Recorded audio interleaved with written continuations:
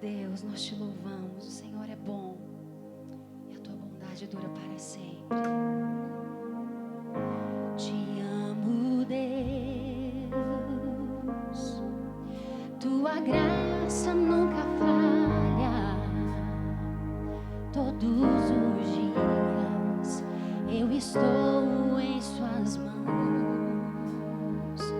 Desde quando me levanto até eu me deitar, cantarei da bondade de Deus. És fiel em todo o tempo, em todo o tempo tu és tão bom. Com todo o fôlego que tenho, eu cantarei da bondade de Deus. Tua doce voz que me guia em meio ao fogo, na escuridão, tua presença me conforta. Sei que és meu Pai, que amigo és. Vivo na bondade de Deus. Diga que Ele é fiel, és fiel em todo o tempo. Em todo o tempo tu és bom, em todo o tempo tu és tão bom. Com todo o fôlego que tenho, eu cantarei da bondade de Deus. Tua bondade me seguirá, tua bondade me seguirá, Senhor. Tua bondade me seguirá, Senhor. Eu me rendo a ti, te dou o meu ser, entrego tudo a ti. Tua bondade me seguirá, Senhor. Tua bondade me seguirá, Senhor. Tua bondade me seguirá, Senhor. Eu me rendo a ti, te dou o meu ser, entrego tudo a ti. Tua bondade me seguirá, Senhor. És fiel em todo o tempo. Diga a Ele, em todo o tempo tu és tão bom. Com todo o fôlego que tenho, eu cantarei da bondade de Deus. És fiel em todo o tempo. Em todo o tempo tu és tão bom. Com todo o fôlego que tenho, eu cantarei da bondade de Deus. Eu cantarei da bondade de Deus. Eu cantarei da bondade de Deus. Eu cantarei da bondade de Deus.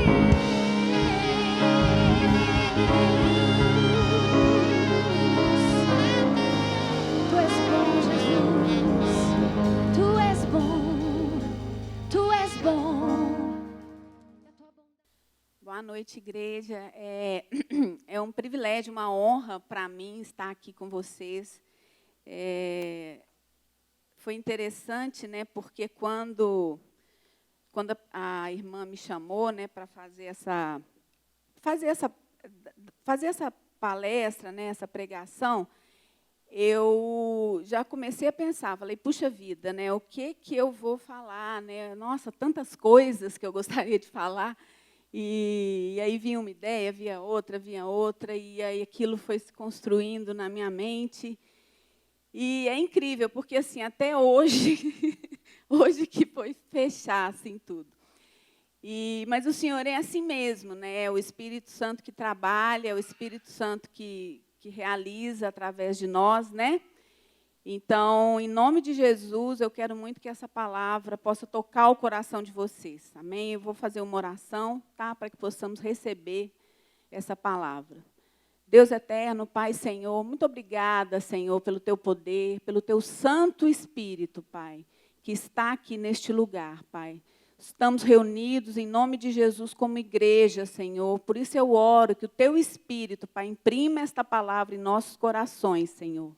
Pai, que tudo que eu falar venha do Seu Espírito, não permita que da minha boca saia nada, Pai, que o Senhor não deseje que eu fale. Em nome de Jesus eu oro e agradeço agora, Senhor. Amém.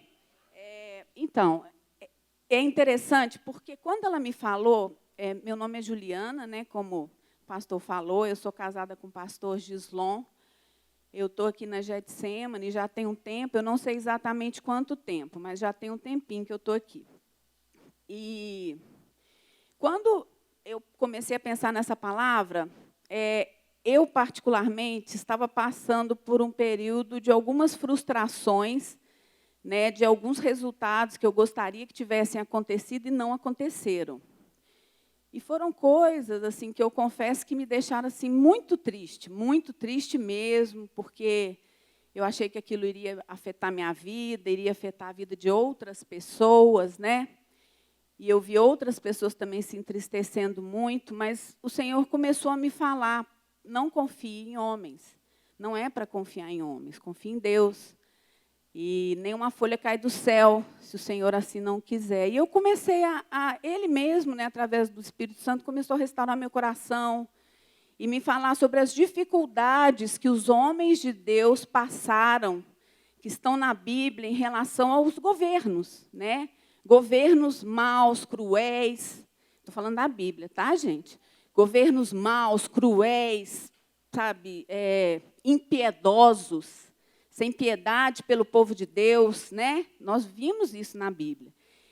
E aí o Senhor me levou a José, né? Que foi um homem que a gente sabe que sofreu muito. Ele passou um tempo na masmorra, no calabouço, e depois ele foi usado por Deus.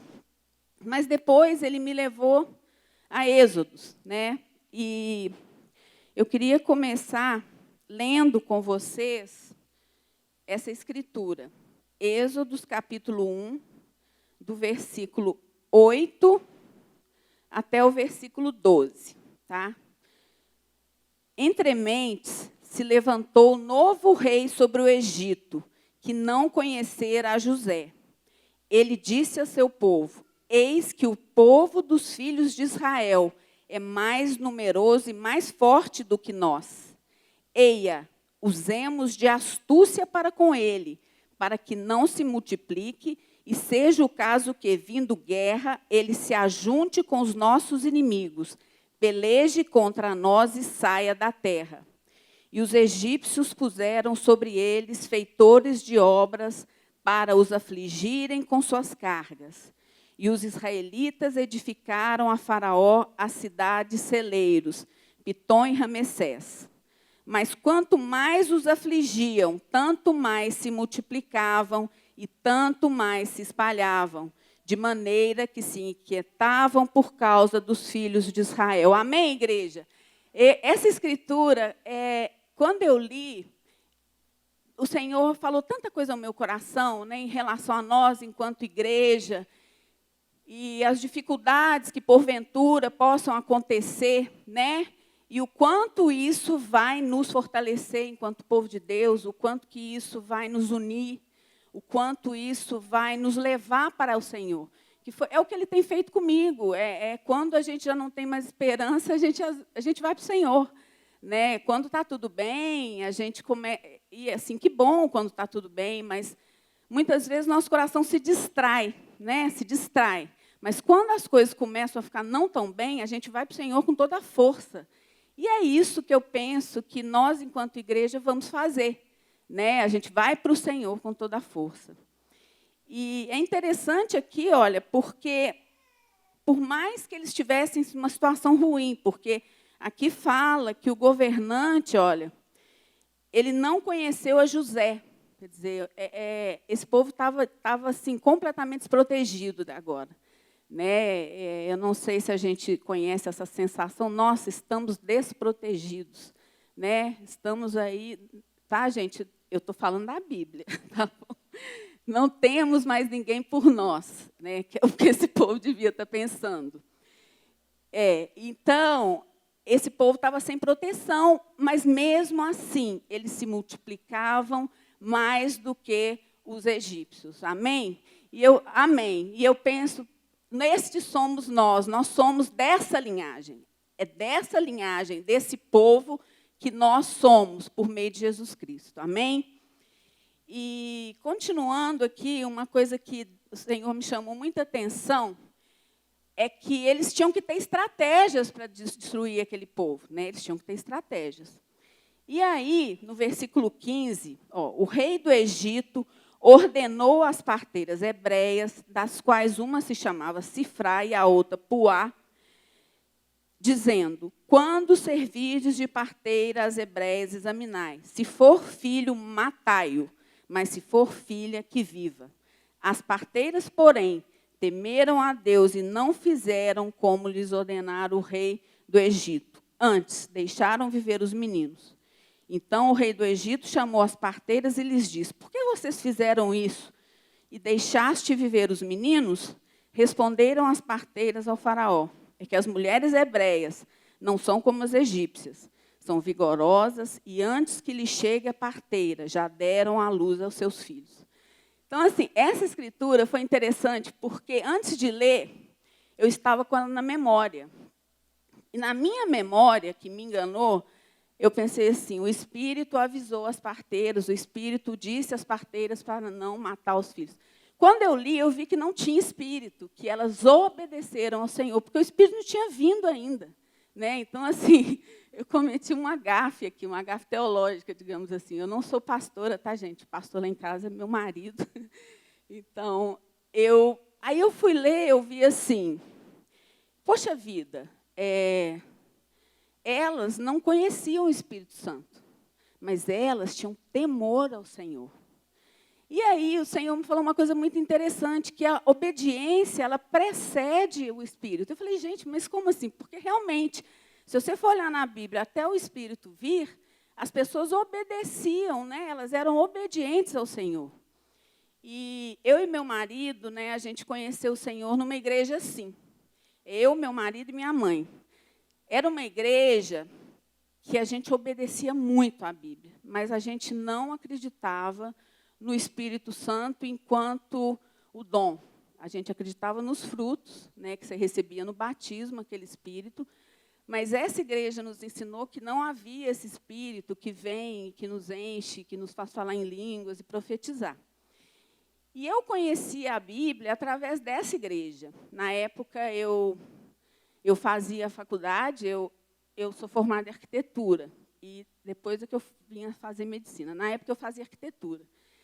E aí, eu conheci essa igreja, eu era uma pessoa muito depressiva, extremamente triste. E eu era uma pessoa muito vazia também. Né? A faculdade de arquitetura é uma faculdade muito mundana. Eu não sei como está hoje, tá? Mas, na minha época, para vocês terem uma ideia, a gente fazia uma festa todo ano. Em uma das festas, eles chamaram uma prostituta para dançar e tirar roupa. Isso era uma festa da universidade. E eu já tinha visto colegas meus empacotando pacotes de maconha. Então, era assim que era a faculdade. Entendeu? Não sei como está hoje, tá? Mas, na minha época, era assim. E eu era uma pessoa muito vazia, eu estava muito deprimida. Eu estava na Praça da Liberdade, eu me lembro como se fosse hoje, eu estava buscando a Deus, mas eu não sabia como. eu tinha alguma ideia, porque eu tive uma avó que ela era muito religiosa, a mãe da minha mãe. Ela lia muito a Bíblia, e ela ia muito à igreja, ela era católica. E eu admirava muito, porque ela era uma pessoa que me dava muita paz. E aí, eu estava buscando esse Deus, mas eu não entendia nada que estava escrito na Bíblia, entendeu? Era uma Bíblia com uma linguagem muito difícil, eu não sabia que existiam outras Bíblias. E eu estava na Praça da Liberdade, e uma menina chegou para mim e me chamou, falou assim, você queria conhecer a Bíblia? Eu falei, nossa, quero, agora. E aí ela me convidou para estudar a Bíblia nessa igreja, né? E eu fui batizada nesta igreja. Então, nós tínhamos uma obediência muito rigorosa lá. Era tipo assim, você fez seu tempo com Deus, hoje o tempo com Deus é aquele devocional, né? Fiz. Quanto tempo você orou? Meia hora. Quanto tempo você leu a Bíblia? Meia hora, está pouco. Tem que ser uma hora. Sabe, era desse nível. Quantas pessoas você evangelizou hoje? 10? Não, tem que ser 50. Eu não estou exagerando, era assim mesmo. E porque ela era uma igreja que estava começando, eram missionários, e assim, a gente obedecia. E durante o estudo bíblico, eu entendi que eu podia ser outra pessoa. E aquilo, para mim, falei, nossa, que bom, porque eu não gosto de quem eu sou. Então, eu vou ser outra pessoa. E eu levei aquilo muito a sério. Né? Eu levei muito a sério. Então, assim, eu lia muito a Bíblia, eu orava muito, passava horas orando, horas lendo a Bíblia. E isso me ajudou. Por quê? Porque, a gente tinha um discipulado muito rigoroso, eu aprendi a ser muito obediente, entendeu? Porque, inicialmente, eu era uma pessoa que eu não controlava as minhas emoções, assim, entendeu? Tipo assim, eu chorava, eu tinha que chorar. Eu não tinha controle emocional, digamos assim. Além da depressão, né, claro. E aí, a Bíblia, ela começou a me libertar através da obediência. Isso foi tão interessante, porque a gente sabe que os hábitos, né, eles moldam o caráter. E essa obediência rigorosa de ler a Bíblia todo dia e orar, ela me libertou. Gente, quando eu conheci a Bíblia, eu era uma pessoa muito deprimida, mas era muito assim. E hoje, uma das minhas características, eu sou extremamente alegre, entendeu? E não foi remédio, foi Deus. Amém? Foi o Senhor que me libertou através da obediência. Tá? E é interessante porque a gente, às vezes, né, o Espírito vem, o Espírito liberta. E o Espírito é bom, mas a gente, às vezes, o que eu vejo, tá, na minha prática, hoje eu sou médica, eu trabalho com psiquiatria, quer dizer, olha o que Deus fez. Né? E aí eu vejo muitas pessoas que não são tão obedientes. Não é que elas não amem a Deus, tá? Não é que elas não amam a Deus, não é que elas não têm... Mas elas não entendem direito, que tem que temer o Senhor, e a obediência ela vem do temor. E é isso que molda o nosso caráter, é isso que nos protege, é isso que nos molda, entendeu? E o Espírito, ele age, ele vem, ele age. Mas depois você precisa continuar obedecendo. E a obediência, ela exige esforço, ela exige decisão. Você decide obedecer a Deus. E aí eu queria trazer uma outra escritura, né, que eu achei e que confirma, né, muito essa palavra que eu estou trazendo hoje, que é Atos 5, versículo 32, que fala assim, ora, nós somos testemunha destes fatos, e bem assim o Espírito Santo que Deus outorgou aos que lhe obedecem. Então, o Espírito Santo, Deus outorgou aos que lhe obedecem. Não sou eu que estou falando, está na Bíblia. Tá? Então, eu vim trazer hoje essa palavra que eu chamei de obediência que leva à libertação. Tá? E nesse ano, né, que está começando, eu penso o quanto nós vamos precisar estar próximos do Senhor. O quanto nós vamos precisar da palavra que é a espada, a palavra do Senhor. Né? Por quê? Porque existem muitas falsas verdades, e até sobre nós mesmos. Existe uma mensagem deturpada sobre as pessoas que amam o Senhor. Muitas vezes, eu pego as pessoas falando mal de nós, falando que a gente só pensa em dinheiro, que somos hipócritas. Eu já ouvi isso. Então, se a gente não tiver uma obediência muito grande ao Senhor, um temor, as pessoas não vão ver Jesus em nós, entendeu? E a obediência, olha que interessante, o próprio Espírito Santo, ele veio para nos ensinar a obedecer. Amém? E essa obediência, ela liberta, ela cura. A Juliana, tem mais de 20 anos que eu sou cristã. Tem mais de 20 anos que eu sou cristã. Não, 30 não. Aí você, não, 30 não. Opa, 30 não. Aí eu até perdi o que eu estava falando. Ele me desfocaliza. A Juliana de antes, ela morreu. Ela não sei, eu nem lembro, assim, é tão diferente, gente, sabe? Hoje é uma pessoa tão diferente daquela pessoa que assim, eu dou glórias a Deus por isso. Só isso já seria maravilhoso, entendeu?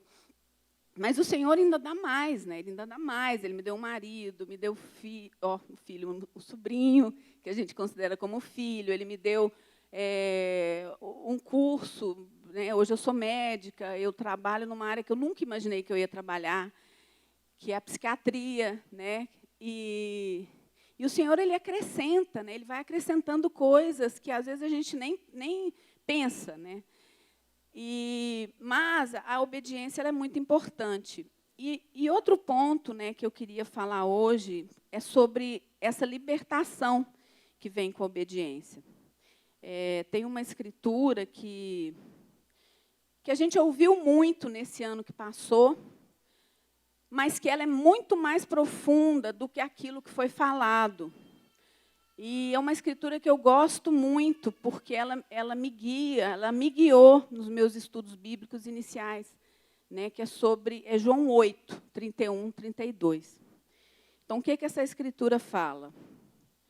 Disse, pois, Jesus aos judeus que haviam crido nele: se vós permanecerdes na minha palavra, sois verdadeiramente meus discípulos, e conhecereis a verdade, e a verdade vos libertará.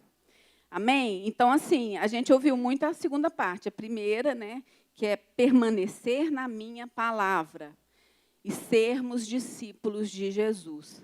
É interessante porque essa palavra discípulo, né, a gente ouve muito pouco essa palavra. Mas ela é uma palavra que a gente consegue ver muitas vezes na Bíblia. Mais do que a palavra cristão, porque a palavra cristão, na verdade, ela era até uma palavra pejorativa, eram os cristãozinhos que eram iguais a Jesus, e o discípulo não. Né? O discípulo, ele tem um mestre, o nosso mestre é Cristo, e o discípulo se parece com o mestre, o discípulo imita o mestre, né? O discípulo de Jesus. E é isso que a gente tem que ser. Temos que ser discípulos de Cristo. Por quê? Porque aí a palavra dele vai permanecer em nós e vai nos libertar. Esse culto é um culto de cura, né? Então, essa é a palavra que o Senhor me deu para trazer hoje sobre cura, né? Que é a cura que vem pela obediência, a libertação que vem pela obediência. Essa libertação, ela não vem simplesmente por um encontro com Jesus. A gente precisa encontrar com Jesus todos os dias. Mas, para ter esse encontro, a gente precisa estar próximo dele. Né? Então, assim, inúmeras vezes foi extremamente difícil obedecer. Né? Eu estava nessa igreja, que era uma igreja dura, era pesado obedecer ao Senhor lá, não tinha espírito. Né? A gente foi conhecer o espírito depois. Né? A minha mãe, aconteceu uma reviravolta nessa igreja e ela, de uma certa forma, se enfraqueceu, as pessoas começaram a questionar aquilo. A gente não podia nem ouvir músicas de gospel, a gente só podia ouvir as músicas da igreja. E aí, eu me lembro que um dia eu comecei a ouvir Ana Paula Valadão. E aquilo tocou tanto o meu coração, que aquele dia eu encontrei com o Senhor falou o meu coração, eu comecei a ministrar em línguas, e aí foi tão lindo aquilo, e todos os dias, aleluia, e o Senhor enchia meu coração.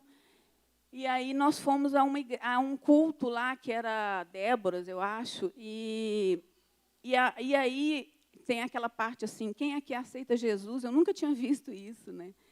E aí a moça falou assim, quem aqui aceita Jesus? E eu estava lá assim, quietinha, tímida, eu falei assim, nossa, Senhor, põe a mão na minha cabeça, põe a mão na minha cabeça.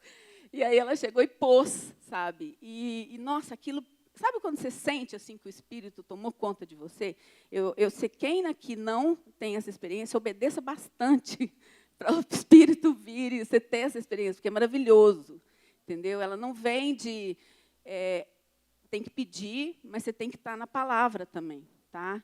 E aí veio o Espírito e foi tão leve, e a partir dali o Senhor me deu uma leveza que eu não tinha antes para obedecê-lo. E ficou muito mais leve, muito mais leve.